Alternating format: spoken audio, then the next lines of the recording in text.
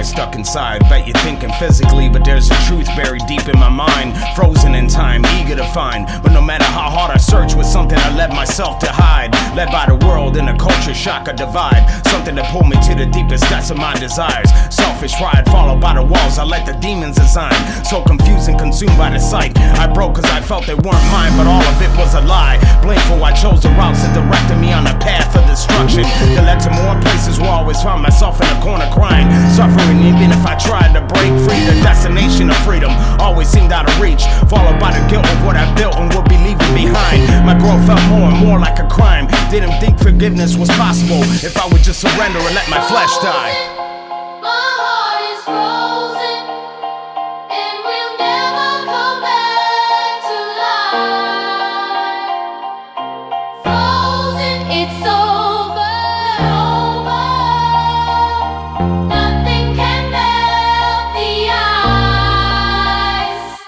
My testimony barricaded in a realm where judgment can be a tool the devil uses to crucify and lead others to get denied. Makes it more difficult to be one to evangelize. You recount the places you've been, the wars that you face, only to realize you're about to stand another trial. Thought the past you was a place you exited when you began to follow Christ. But sometimes the dark truth in your story is another part of the battle we face before we reach the other side. Your story is old to you, but it's new to other people like a used song. Some wanna hear it and some would rather you keep it silent, cause they can't relate. Never face the depths of hate, the force of pain. The main reason Jesus paid with his life, your testimony can't provide, cause suffrage is worldwide. You can find it in the Bible if you were to open it wide. Verses along with your testimony align and help you identify where you stand with Christ.